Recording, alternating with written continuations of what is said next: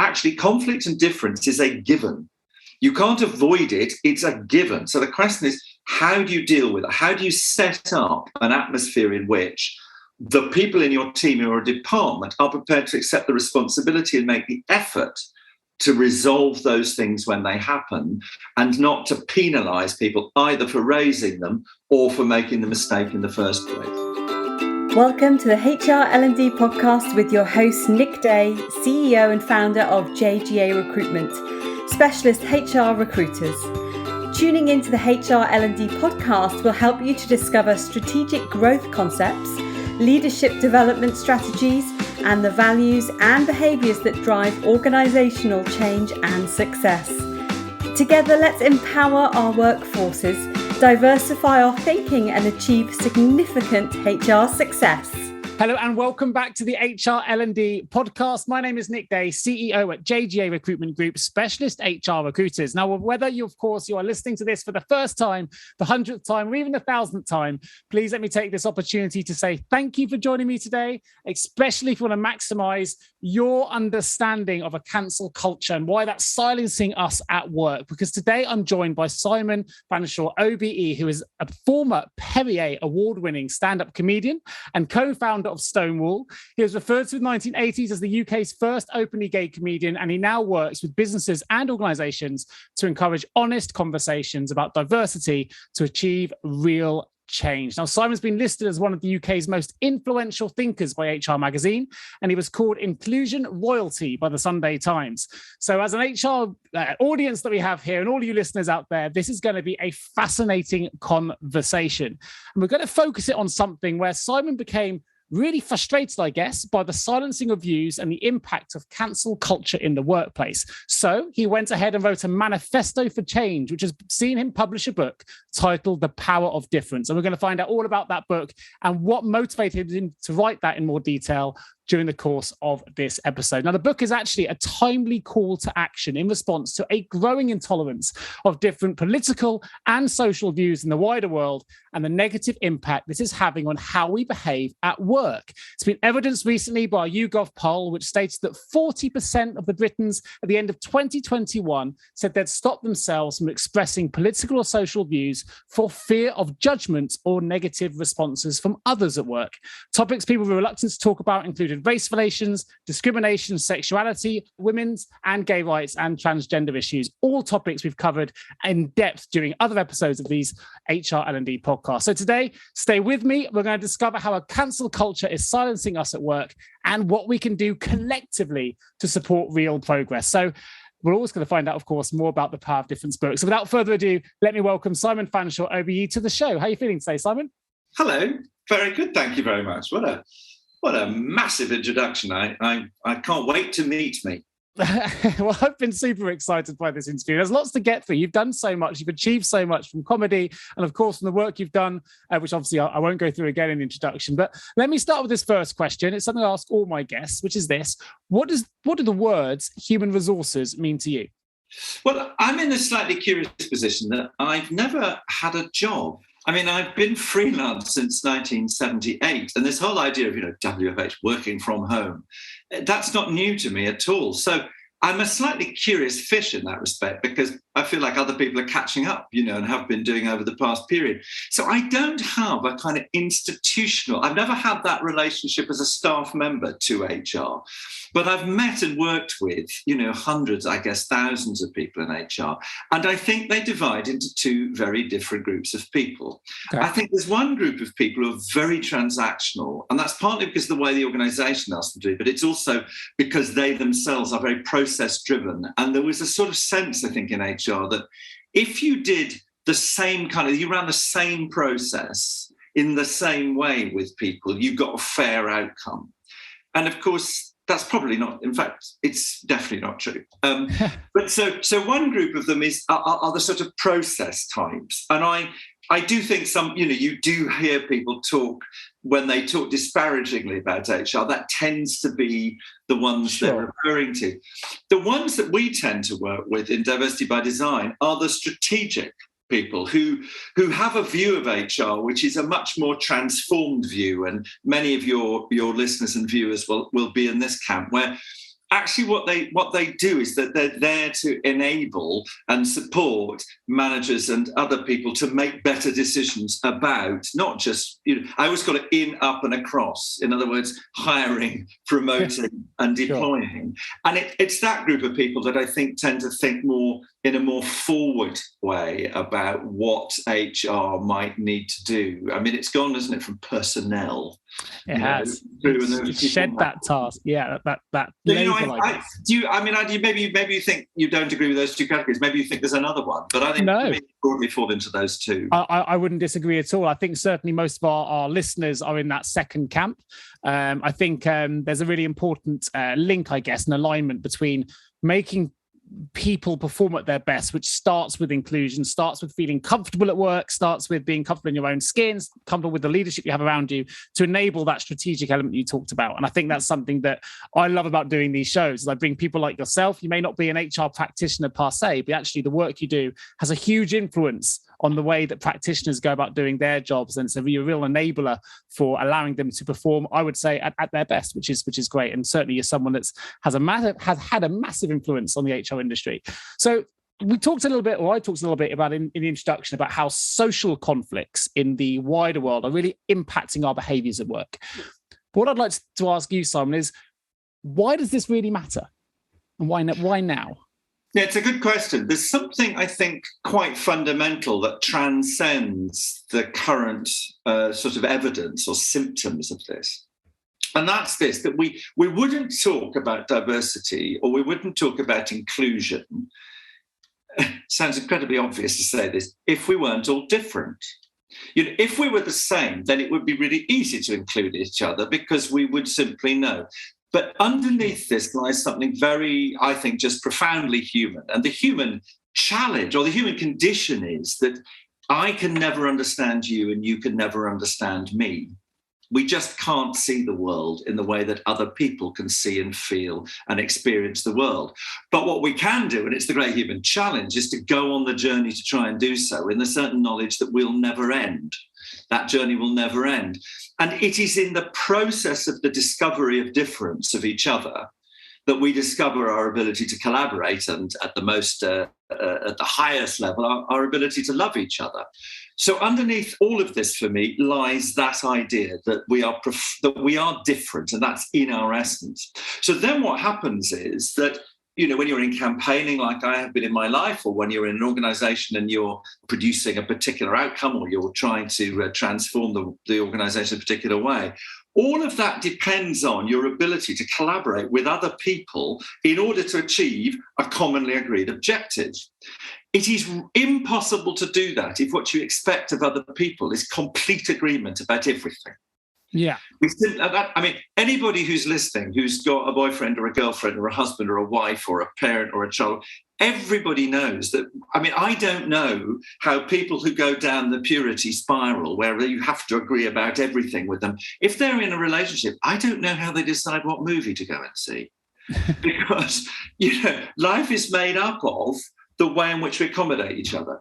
So what's, I think, difficult about what's happening at the moment is the desire to shut out or remove certain ideas from the discourse.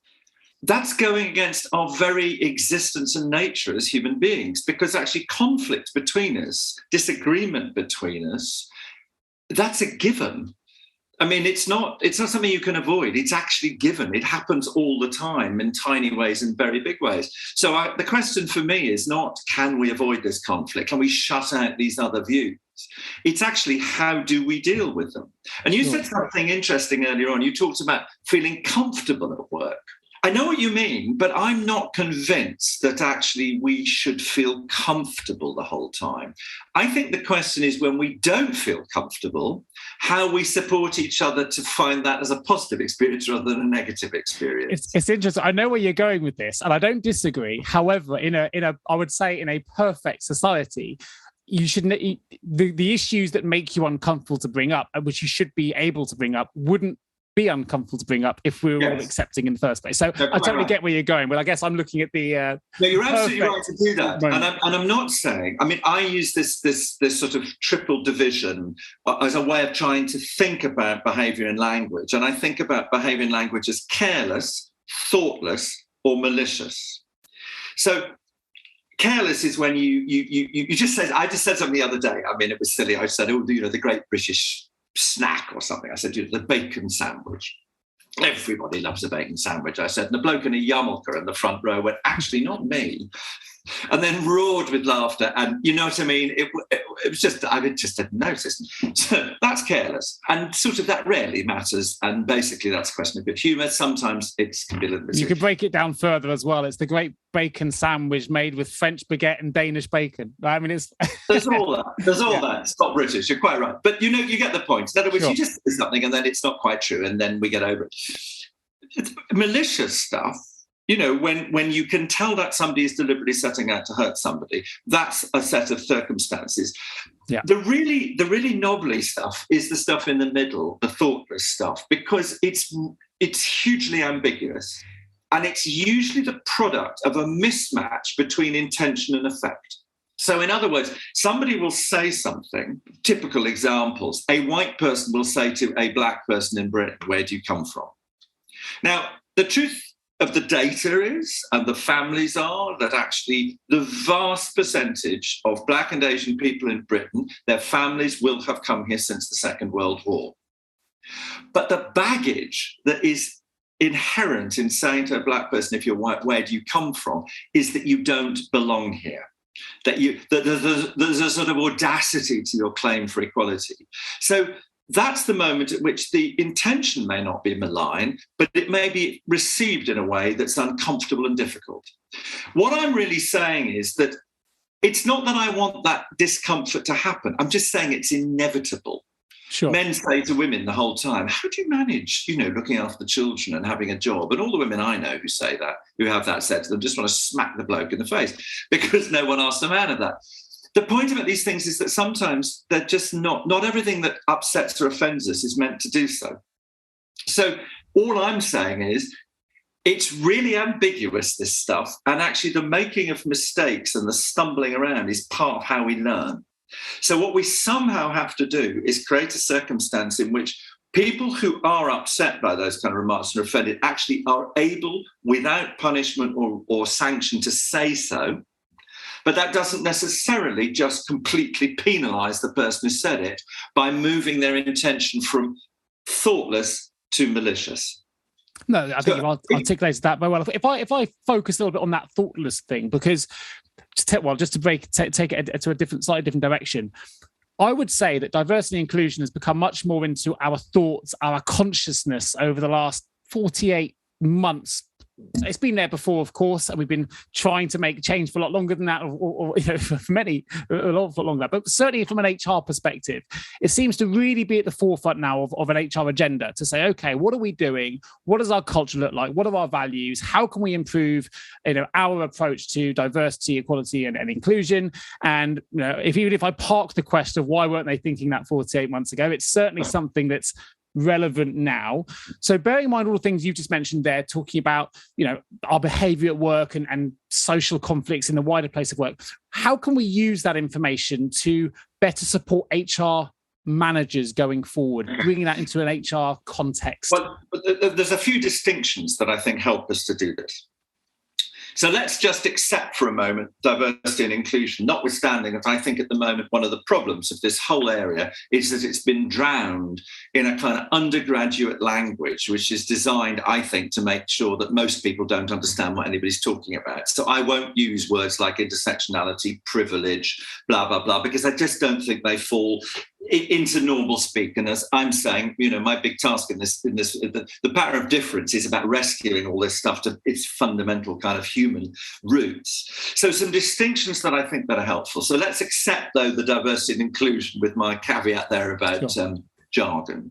So if we look at diversity, the first thing I would say is that I think it's useful to disaggregate it into two separate focuses.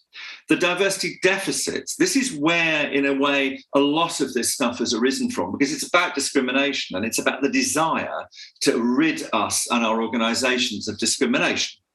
So the deficits are really important. However, they are different. Solving the deficits is different from what happens when you start to unleash the talent and then you realise the dividends from diversity.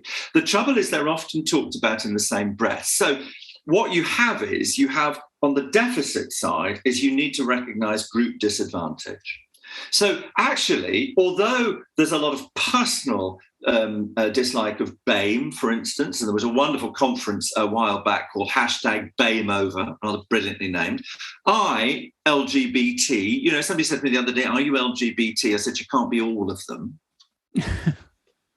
These big labels, they describe us in certain aspects of our lives, but they don't define us.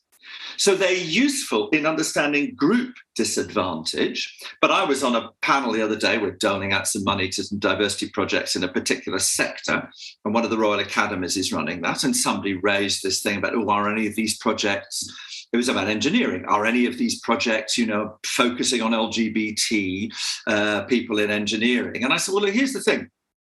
I need to understand if there are any particular barriers to lesbians and gays in engineering, and are there any particular barriers in relation to trans people in engineering? Because we know, and it's evidence, that there are for women. But the idea that you simply lump people together and then assume a set of things about them is quite dangerous. So I would say that the first thing that helps us is to recognise that the groups, women, LGBT, BAME, those are useful, but only insofar as we're trying to describe group disadvantage. And we also recognise that within those groups, there are subgroups and they don't all have the same experience. And you could look, I won't go into it, but you can look at the educational attainment and the census breaks it down by ethnic categories, and they're really quite different. On the other side now, you've got what happens when you combine the differences that people bring. So what I would say is that the first thing I always say to HR directors, chief people officers, recruiters, whatever, the first thing is, you've got to understand where your deficits are, but you've really got to understand them in detail. But don't confuse that task with now what happens when I'm putting together a project team or I'm marketing to somewhere or wherever. Now, in order to achieve the dividend from diversity, I've got to be really accurate about what kind of diversity and what kind of dividend. I'll give a very simple example. Somebody in an English language department of one of the big universities, she asked us, the head of the department asked us to help her diversify the staff. And I said, why? Because you've got fantastic staff, you've got great money, you've got brilliant research, it's all going gangbusters. Seriously, what problem are you trying to solve? She said, it's really simply stated. There is great literature being written in English by people who are not English. And I want that representation of the English literature canon in my staff. She wants Chimamanda Adichie. Clearly, what she wants is geographic and cultural diversity, not ethnic diversity.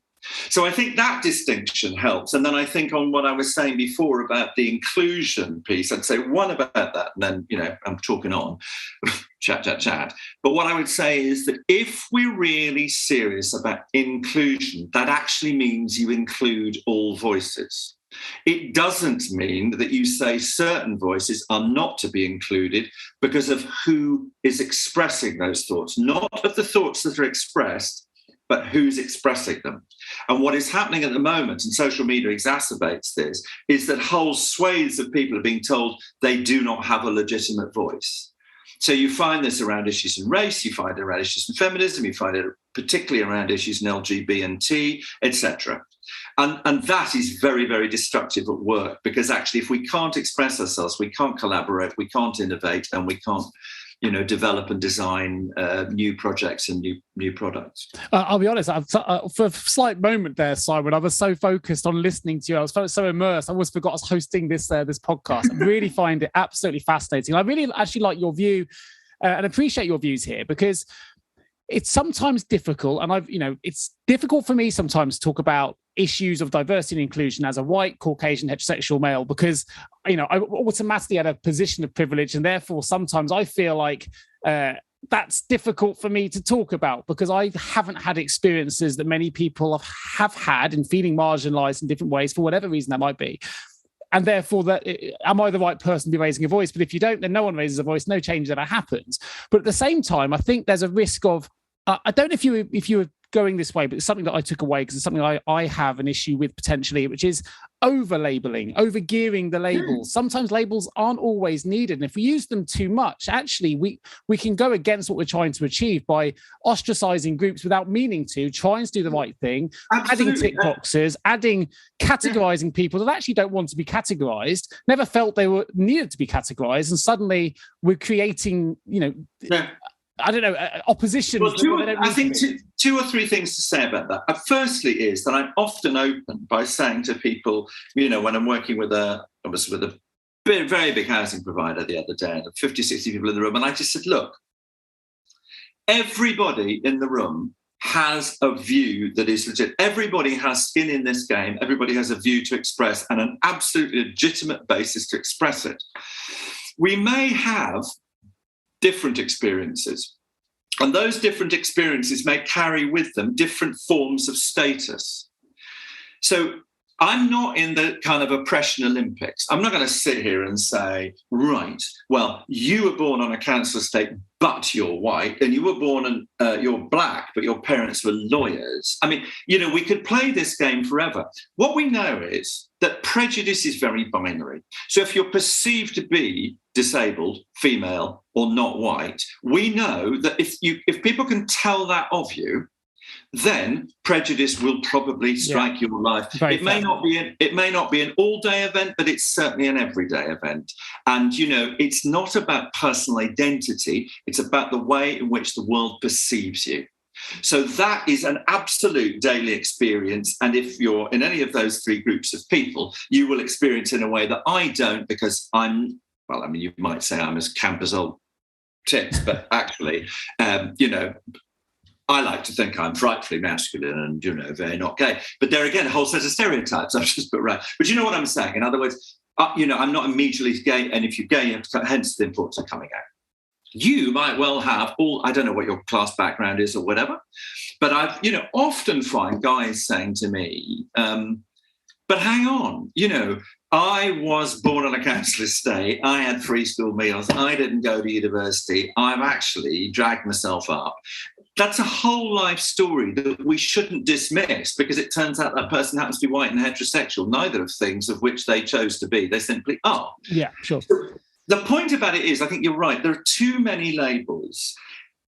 It's not the only value of the labels, as I say, is to describe part of the experience, and it usually relates to disadvantage. Not always. I mean, there will be cause for Black celebration. There will be cause for women's celebration. There will be cause for gay pride. Yes, there's all that.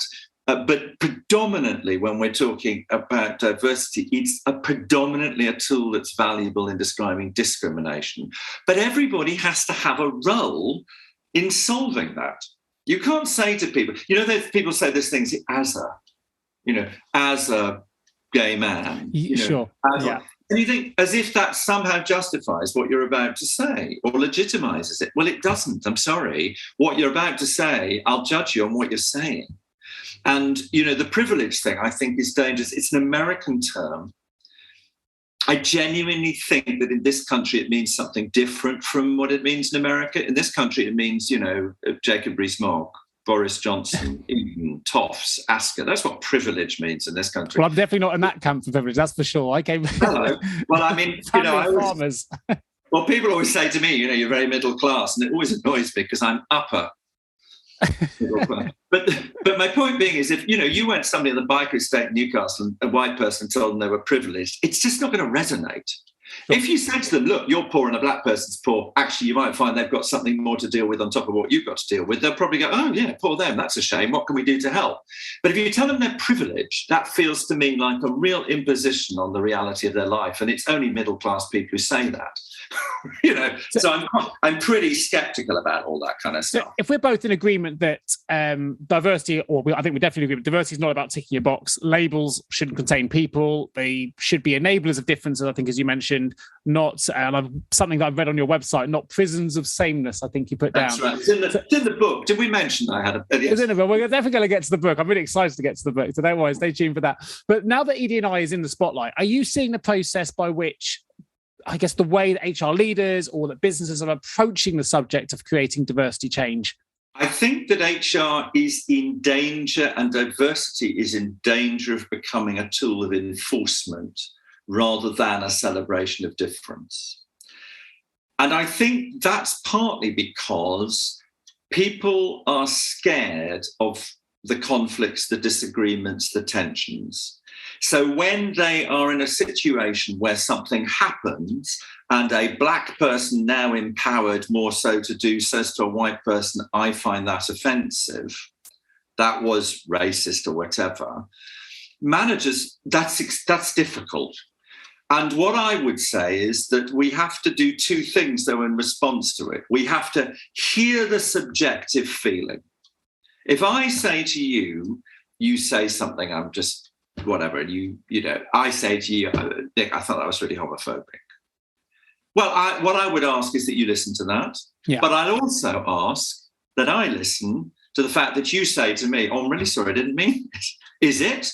Oh, okay. Now, so in other words, the subjective, we have to hear the subjective. And I have this phrase which I use, we have to listen to hear, not listen to respond. Yeah. But the second thing is what we do about it is a separate process than the acknowledgement of the subjective feeling of joy or hurt. Because you can't run an organization or a team or a department on subjective views of life and subjective experience. You have to have a collective process which everybody trusts, which maps out the way forward. Now, that is tough for managers. But what I would say is that, back to my original point, is that actually conflict and difference is a given. You can't avoid it. It's a given. So the question is, how do you deal with it? How do you set up an atmosphere in which the people in your team or department are prepared to accept the responsibility and make the effort to resolve those things when they happen, and not to penalise people either for raising them or for making the mistake in the first place? As actually, it links nicely to a statement that I really enjoyed reading on your website. For those, I will put a link in the show notes. It's diversity by design. I think you mentioned earlier.co.uk. For those interested, click through to the show notes so you can find out more. But there's a statement on there which says, and I'll quote yourself here, Simon, says, diversity is not safe. Safe spaces don't offer safety from disagreement. They offer safety for disagreement. And I love that. I think you've kind of explained that quite well. And I think that's an apt time to bring that up, really. Well, there's another great book, actually, that I'm really, really like, by a woman called Amy C. Edmondson. It's called The Fearless Organization. And Amy is, she's the doyenne, really, of research into what's known as psychological safety. And there's a terrific story that she tells about why and how she got into this work. She was examining the relationship between psychological safety, which she defines as an atmosphere in which dissent and speaking is expected and not penalized. So you're expected to contribute a view. And she was looking at the correlation between that and medical errors. So she was looking at surgery and hospitals. And they did a huge data set. And at the end of it, they discovered that there was indeed a correlation between psychological safety and medical errors, but it was the exact opposite of what they expected. The teams that were more psychologically safe made more errors. And they were absolutely astonished by this. And they cut the data and recut the data. And then she had a moment and she said to her researchers, I just want you to go and ask another couple of questions. Then she realized that her second thought was right. It's not that they make more mistakes, it's that they report more mistakes. Psychologically unsafe teams suppress their mistakes, they hide them, and consequently they don't learn. So what I would say to people in HR about this conflict and safe spaces that are safe for disagreement, not from disagreement, is the dividend, the prize from making mistakes is that you learn from them, that you innovate, that you improve, and that performance gets better. The danger of not doing that is that you suppress learning, you suppress views, and you don't innovate. And you asked me right at the beginning, why does this matter at work? That's why it matters at work. Because if you think of any other strategy, if we were sitting around saying, I don't know, we're a toy company, you've got a young boy, we're a toy company, we're going to develop some toys, you wouldn't sit around saying, well, I'm not listening to you because you're an adult. Would you? You'd say, what's the market research? What are the markets? What's the supply chain? Blah, blah, blah, blah. You'd do this in-depth discussion and you'd really go at it hammer and tongs, wouldn't you, to find out what you thought was the best new toy. Why do we not do that in relation to diversity and our ordinary human contacts and conflicts? Now, we can make rules about how we do that. No shouting, no swearing, we can do that, that's fine. But we shouldn't make rules about what we talk about. Have you ever asked yourself, how can any recruiter understand my HR recruitment challenges? Please don't give up on your hiring challenges just yet. Here at JGA HR Recruitment, we appreciate the difficulties associated with attracting, recruiting and retaining top human resources talent. We also understand just how costly a poor hire can be. JGA HR Recruitment would like to partner with you to help you overcome your hiring challenges. Contact us today on 01727 800 377 or visit jgarecruitment.com to find out more. I think it's interesting, a bit like you thinking to respond. I wasn't meaning to do this, but when you mentioned Amy's anecdote, if you like, I was trying to think of what the answer might be before you got there. And I came up with a different conclusion, but I actually think it still applies. So I was going to assume that they made the most mistakes because they were the most dedicated, i.e. they put the most work in. So when you deliver more treatments, you do more, you are at risk of making more mistakes. And I was thinking then, I'm a sports fan of the Michael Jordan, there's a famous quote, and I won't be able to quote it exactly, but it's something along the lines of, I became as successful as I did because I missed more than anybody else, because I practiced more than anybody else. And I think that can still be true in the world of inclusion and HR practice and getting this right. We shouldn't be afraid to fail. We should, but if we don't push the envelope, if we don't keep trying and we give up because we've had a bit of bad feedback, we won't get there. And there's a really interesting report recently about the cancel culture called Dousing the Flames, which I think people might enjoy. And it was a massive piece of fieldwork that was done in 2020. And one of the conclusions was very clearly that it's not change that people don't like. It's the imposition of change when they're not allowed to sort of blunder and make mistakes. Yeah. And in a sense, the problem with using the word mistake or fail is that it's an implication that you've got something wrong, whereas you may have upset somebody else, but I don't think that's not wrong. That's just kind of inevitable. I mean, who the hell is in a marriage where you haven't had an argument? Sure. Do you know what I mean? Or a friendship where you haven't an argument, or where there hasn't been a misunderstanding or whatever. And so this idea that what people are doing at the moment is when they move the thoughts from thoughtless, the language and behavior from thoughtless to malicious, what they're doing is they're defining the crime, finding the person guilty, and imposing the sentence and the punishment. They're doing all that themselves as if somehow their view is the only view. And what I'm arguing is that actually it's precisely the opposite. Somebody said to me the other day, but racism is racism is racism. Well, okay, define racism. The point is there's a range of stuff going on here. Is it racist to say to a black person, if you're white, where do you come from? Well, I wouldn't say it's racist. It's got baggage. Do you see what I mean? Whereas if you use the N-word or something really extreme. The way it's articulated, the connotations behind all those things, yeah. But my point is that what people are doing is they're saying they're determining the crime, finding them guilty, and at that point, there's no dialogue left. Because they've excluded. Ironically, as using that example, if you have, if you're not remotely racist, it's 0%. If there was a scale, then you would more likely to ask that question as well, because that none of those connotations exist. So it's the first thing you'd ask, like you'd ask anyone else of any background. So I take that point. And intention is very important here. I mean, he sashayed across the room like his hips were on walnuts. He was so girly. He had such a feminine laugh. These are all expressions that people might apply to a camp gay man. Well, some people might say, how dare you, that's stereotyping gay men. On the other hand, it might just be true. So and that might person say, oh, I know, dear. campus or what, I mean, a description, you have to contextualize things to a greater degree, and you can't appoint yourself the judge and jury on that. And that's one of the problems for HR, is that what HR's got to do, as I say, is to listen to that stuff, be the listening post. The managers have got to be the listening post, but then there's got to be some accepted way of resolving that. And the one thing I've learned on this, I used to think that you always had to intervene immediately. If you heard something, saw something, whatever, the thing to do is, what I've learned from listening to people's stories is that's not always the case.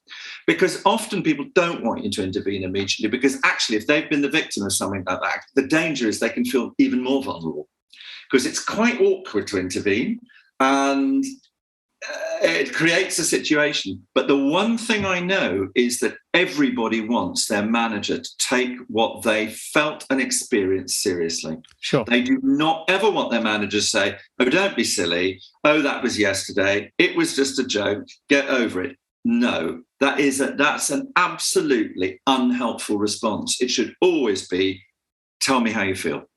So take that on mind then. Why, when it comes to diversity and inclusion, why has progress been, I would say, so slow, or continues to be so slow? I would argue that it's definitely sped up, but ultimately, we're still having a conversation about this now, and I've had many podcast conversations about this subject in the past. Why is it so painfully slow for change to occur? I think there's 2 or 3 things that are going on. So we've concentrated a lot over the years on sort of initiatives and things like training, or things like unconscious bias training.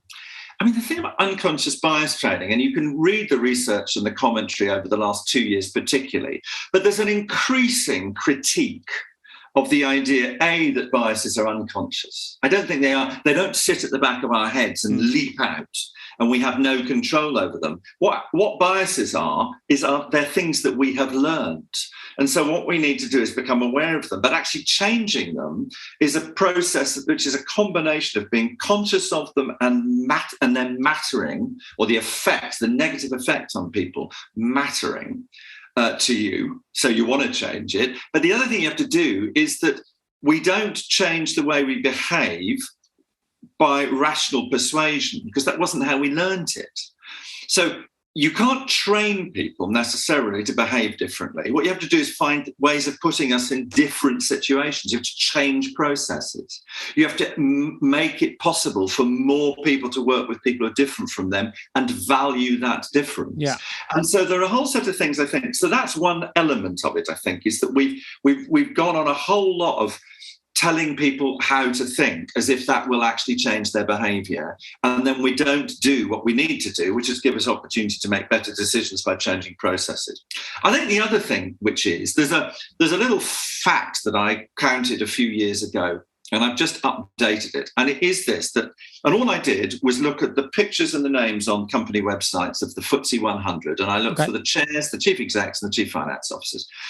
And I concluded, and I have to tell you, the margin of error is, the disparity is so huge that there's a totally acceptable margin of error if I got some of the faces' names wrong.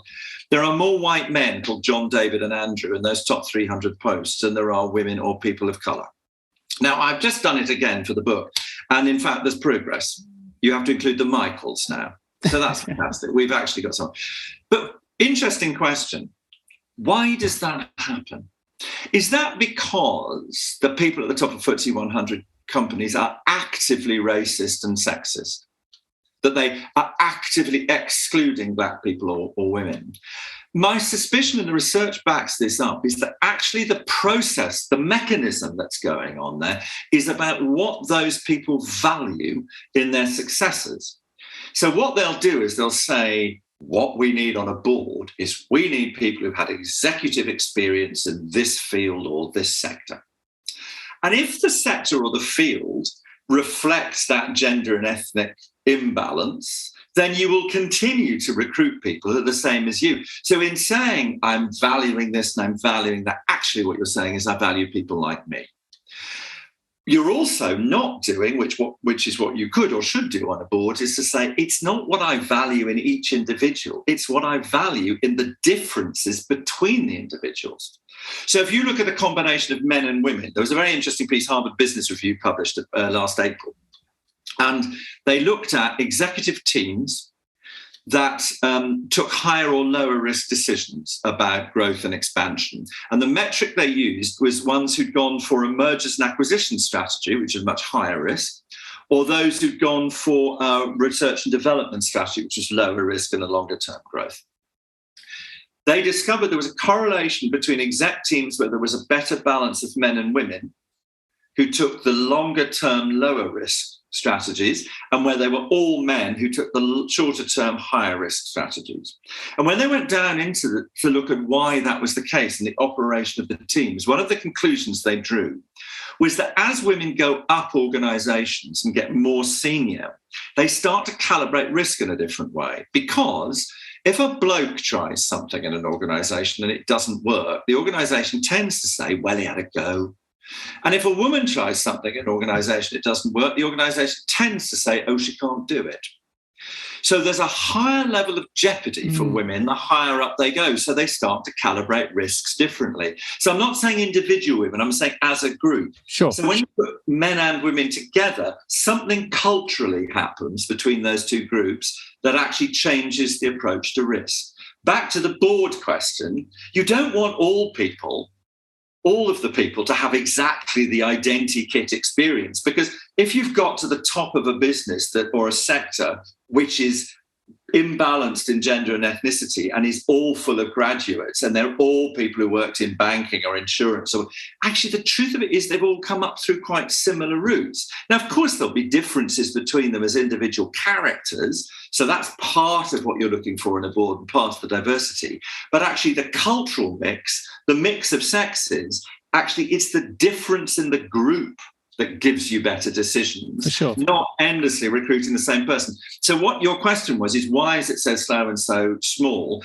A, because people don't accompany the change in behaviour they want with a change in process. And secondly, that then gives them that ability to value things differently. And it's as much about in-group affection as it is out-group hostility. Now, I definitely want to get to my next question, which is going to be talking about your book, The Power of Difference, which you've highlighted there, some examples there, but you've brought a little question to my mind. And I don't know if you've thought about this, maybe you have, maybe I'm the last to think about it, I don't know. But you talked about you did some analysis there on the different names that have made it to the FTSE 300, I think you mentioned, and where, the names David, John, Andrew, and Michael. I would argue as well that there's got to be a connection, not just between the names, but also between the wealth poverty lines here. So take out, and although of course this also links to cultural identity back and access to certain things and wealth, but if we look at it just from a financial point of view, that those that have more wealth have access to more opportunities, have access to better education and so on and so forth, then arguably they have a higher opportunity or more opportunities open to them through both networks and wealth to get to those higher echelons of those job roles. So that's just talking purely about financials. I know we can go into more detail about why, there's more to it than just financials. But my question is this. The pandemic has arguably, I think it has, the news tells us, it's exacerbated that wealth gap divide. So one of the positive things from the pandemic, and there are some positives that will come out of this in terms of the way that we communicate, the way that we're hopefully more accepting of others, certainly accepting difference, because we realize if we're cooped up with even the same people, if we're talking about the same things, we need change, we need difference in our lives to make things entertaining. But actually, fast forward, do we think we're actually going to push that speed of change back a little bit by actually exacerbating the wealth gap divide through something that, taking it off the political agenda and decisions made, but actually just pure on pandemic terms?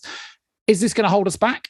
Well, the first thing to say is that in a sense, it's a great frustration. We don't in our business, but an awful lot of people do not talk about class. And class is fundamental in this country. And the LSE, two academics at the LSD a few years ago, and you usefully put it in the show notes, did a really, really great study called the class ceiling.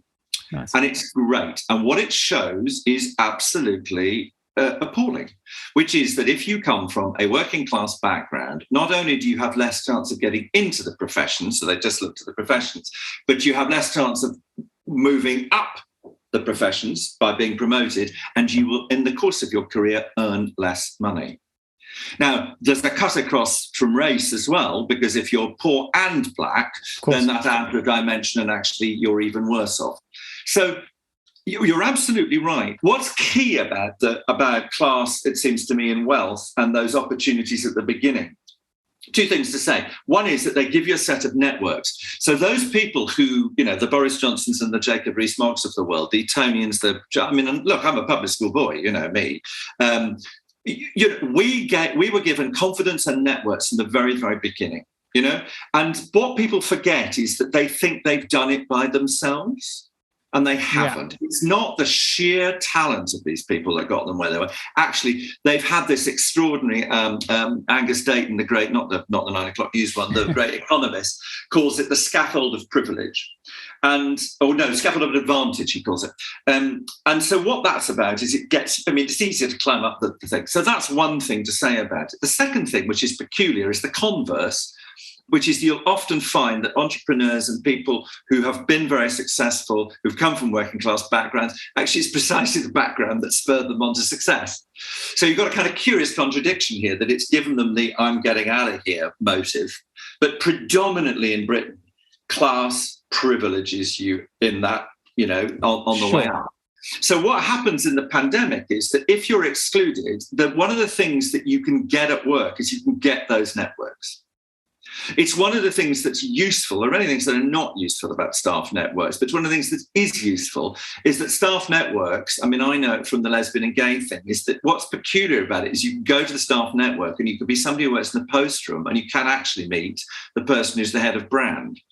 And it turns out that you're rather good at that sort of thing. And you make the thing, and then actually you get an access to showing them your work. And then actually that's so that's great. So in other words, those networks are incredibly important. And I am I think I alluded to it before, that on doling out this money around engineering, a couple of the projects, 2 or 3 of the projects actually were about trying to see whether undergraduate engineers could be fed earlier on into networks which would help them develop their careers.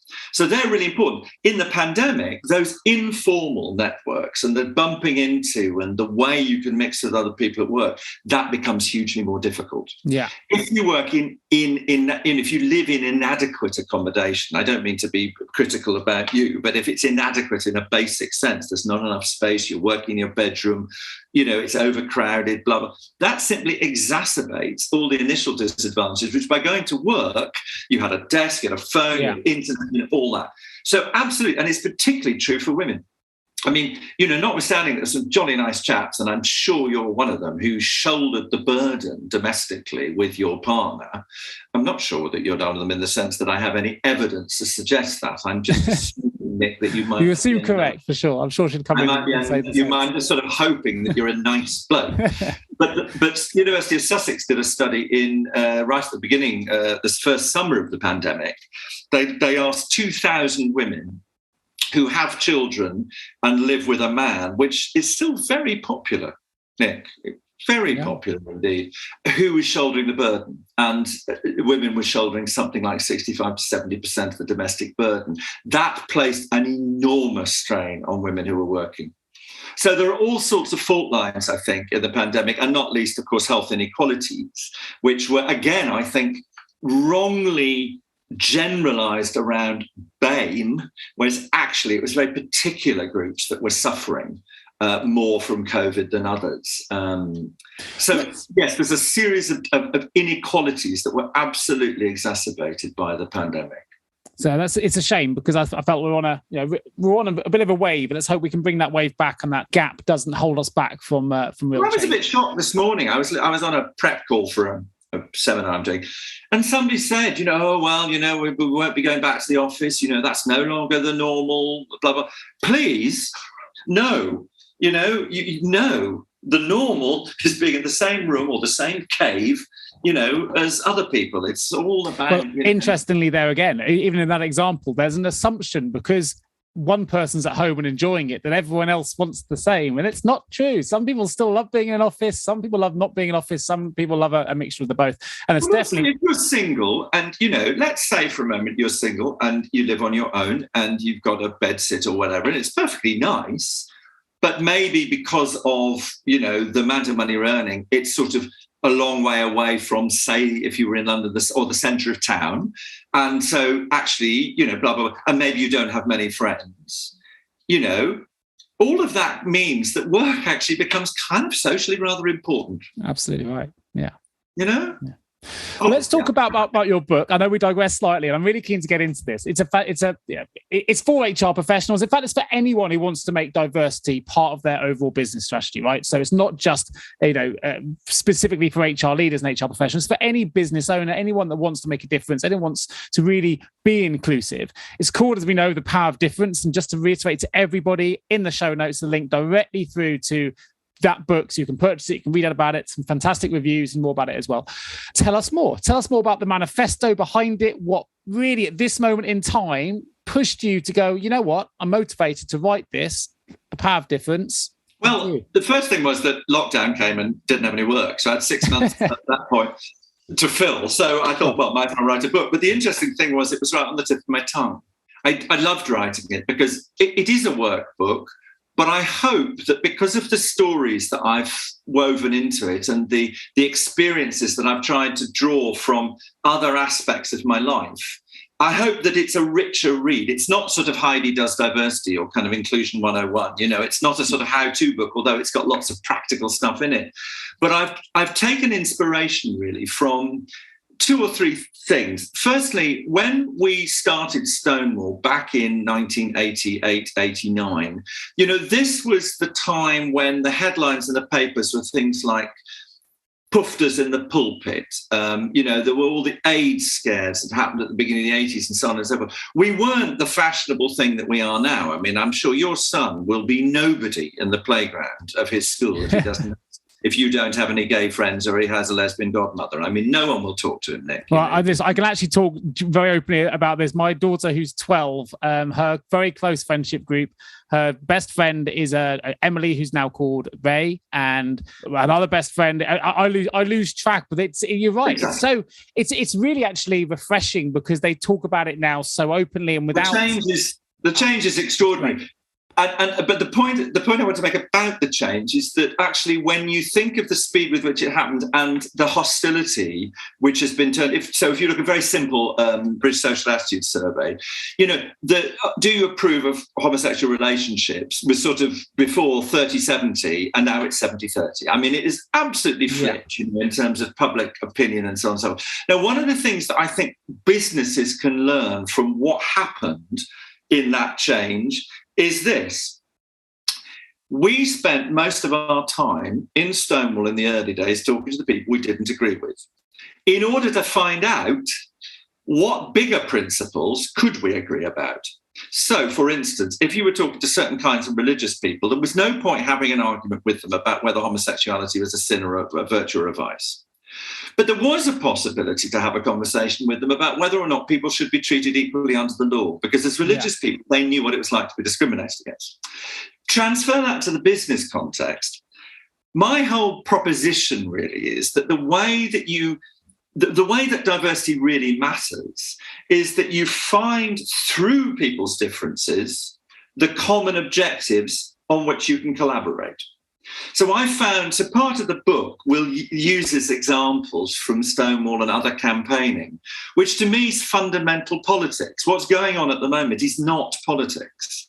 What's going on at the moment is sectarian backbiting, whereas what politics and business is about is finding a common objective. And the point about being at business is you're not at home, you're not in the pub, you're not hanging around with your mates. You're in an organisation that has a goal and you've got to collaborate with other people to achieve it. So the book's all about how you combine difference and understand difference and the conflicts that are involved in that in order to do that. Second point I would say is that second inspiration. I live in Brighton. Naturally, and great one listed there, and that's just me. And the Brighton bomb went off in 1984, and the IRA tried to kill the British cabinet. They failed, but they did kill a politician called Sir Anthony Berry. Anthony Berry has a daughter called Jo, and I know Jo through a project that I know called the Forgiveness Project. Again, put it in the show notes. It's the most wonderful project started by a fantastic journalist called Marina Cantacasino. And it's stories of people who've gone through enormous traumatic situations. I mean, maybe their partner or their child has been murdered. Maybe they were raped in a ghastly political situation. Maybe they were in South Africa. Maybe their child was misdiagnosed and they've got together with the doctors to stop it happening. They're all people who've had these extraordinary things happen to them, but they somehow, and forgiveness is a question, it's not a statement, they've somehow found a way through that to the future. And what I find inspiring about Jo is that when Jo's father was murdered, she went to Northern Ireland because she needed to try and understand why he died. Just, her thing was, don't make this meaningless. I need to understand that there was a reason for this. And so she went and she listened and she talked and she listened and she talked. And then, in a bizarrely extraordinary piece of detection, because the detectives went back through the hotel register in the Grand, and there was one name that for 2 years, there was one name they couldn't find. And on that page, there was a thumbprint. And the thumbprint, because Patrick Magee, who planted the bomb, had been arrested for shoplifting when he was 16, his print was on file. So they found out who the bomber was. Wow. They then were surveilling another IRA man, and Patrick Magee went to visit him, and they arrested Patrick. He got sent to prison. When the Good Friday Agreement happened, he was released as one of the prisoners who was given amnesty. Jo continued to say that she would meet with him, which she did, in the house of somebody called Annie Magee, who was a Sinn Féin councillor in Dublin. And they started a conversation, which they had in private for a long time. On the 20th anniversary of the bomb, and I've known Jo for a long while through this, I suggested that we had the conversation in public. So I moderated the conversation that they'd had in private in public for the first time. And I've moderated it 3 times now. There's a remarkable thing that happens in it, and that is that Patrick doesn't apologise. He justifies what they did as a military campaign, which is really, really difficult for Jo to hear. However, he then will say, but every time I look at Jo, I then have to accept the human consequences of my action, the pain that I've caused her. And I also have to understand that if she's Anthony Berry's daughter, he must have been a great man. Jo will say the most difficult thing she has to listen to is Patrick justifying that in a military sense, but that what she's looking for is an answer. She wants to listen to his story, and she wants him to hear her pain and her loss and her tragedy, which he does. My point is that if they can do that around that sort of extreme difference, sure, is that some kind of anatomy for the rest of us to understand you can't agree about a murder, but they worked together on a charity. They found a way of collaborating through the difference and the pain. So I find that those sort of stories incredibly inspiring because they show us the way in which we collaborate through difference, not through sameness. They show the way in which it's possible not to agree, but to collaborate. And it shows us in the first example that we can do it in pursuit of a common objective. So broadly speaking, that's what the book's about. And there's loads of stories in there, loads of stuff and metaphors and, all sorts. And some history, some contemporary. But that's really what I'm trying to say to people is see difference, value it, and then combine it, because that's how we live. I think that is a perfect way to basically finish the conversation here, Simon. I know I've caught your time for longer than we'd planned here today, but honestly, I've been absolutely enthralled. It's been, if that's a little insight into the book, then I think it's going to be a real capturing exercise for everybody that goes and purchases it. It sounds like a fascinating and really interesting read. So thanks for, there you go. So the positives from the pandemic are people like yourself having the opportunity to write these books that help promote change and promote diversity and inclusion going forward. So that's absolutely fantastic. I will, of course, put the links in the show notes for not just the book, but also to your website, which is, to mention it again, is diversitybydesign.co.uk. There's a couple of other links as well I will include in there. There's another podcast that Simon's done, which I'll include which is on Kogan Page's YouTube channel. I'll try and find that link as well to the Forgiveness Project. And it's been a fascinating conversation, Simon. So thank you ever so much for joining us today on HR L&D Podcast. Bless you, and thank you very much indeed. And my only regret is that you're not going to play us out on one of those guitars. No, I don't think that's a regret. As I say, I display them better than I play them. That would be a terrible way to finish if you could hear me play. So I'll leave them on the wall. They look nice. If you play really badly, I can barely sing. So what we should do is you should play really bad and I'll sing very badly. We'll be a very bad band. That sounds like a good plan. I love music, so I try, but I'm not so good. Well, thanks anyway for giving such time and asking such lovely questions. My absolute pleasure. And of course, if you are an HR L&D professional listening to this podcast and you want to find out more about either Simon, then please go to those links. Or if you need support with any kind of HR-related recruitment project, please do get in touch with myself or any of my team at www.jjrecruitment.com. And that link will also be in the show notes. So just thanks again, Simon, for joining me today. Thank you to all of you wonderful listeners for joining me on the podcast. I look forward to bringing you the next episode real soon. Thank you. Thank you so much for tuning into the HR L&D podcast with your host, Nick Day, CEO of JGA Recruitment Specialist HR Recruiters.